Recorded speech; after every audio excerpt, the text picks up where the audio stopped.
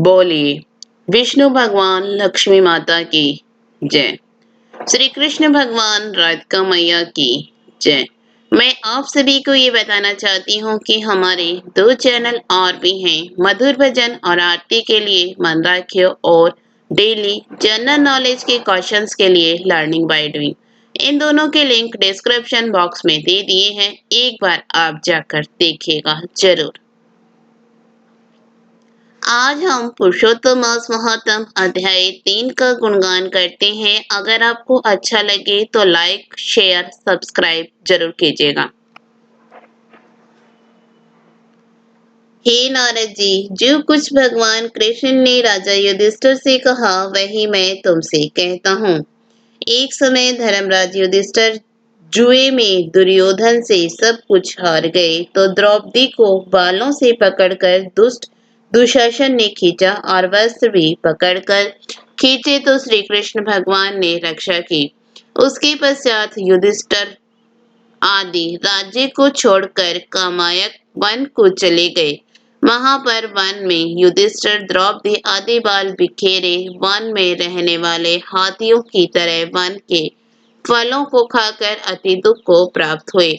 एक समय देवकी के पुत्र श्री कृष्ण भगवान उनको दुखी जानकर कामयायक वन को गए। उस समय युधिष्ठिर आदि श्री कृष्ण भगवान को देखकर ऐसे प्रसन्न हुए मानो देह में प्राण आ गए हों। वे बड़े प्रेम से मिले और हरि के चरण कमल में नमस्कार किया। द्रौपदी ने भी प्रणाम किया। राजा युधिष्ठिर को दुखी देखकर और ऐसे ही द्रौपदी को दुखी देखकर श्री कृष्ण भगवान भी अत्यंत दुखी हुए।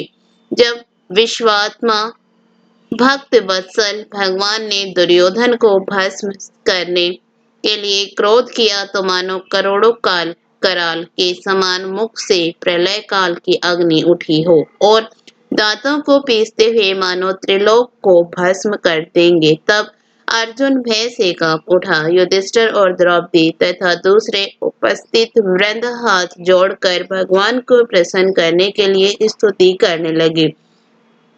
अर्जुन कहने लगे, हे कृष्ण, हे जगन्नाथ, हे नाथ, हे मैं जगत से बाहर नहीं हूँ, फिर आप मेरी रक्षा क्यों नहीं करते? आप तो सारे जगत की रक्षा करने वाले हो, जिसके नेत्र बंद करने से ब्रह्मा का पतन हो जाता है, जिनके क्रोध से सारे विश्व का नाश हो जाता है, कोई भी जीवित नहीं रह सकता। हे जगतपते, इस संहार करने वाले क्रोध को दूर कीजिए।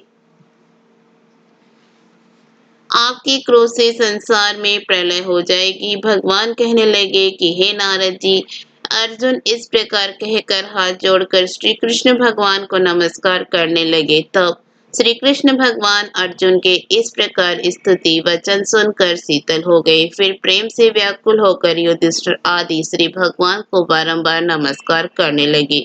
श्री नारायण कहने लगे कि हे नारद जी, इस प्रकार प्रेम से मगन हो सिर झुकाकर हाथ जोड़कर बारंबार भगवान कृष्ण को नमस्कार कर अर्जुन ने भगवान श्री कृष्ण से जो प्रश्न किया वह मैं तुमसे कहता हूँ।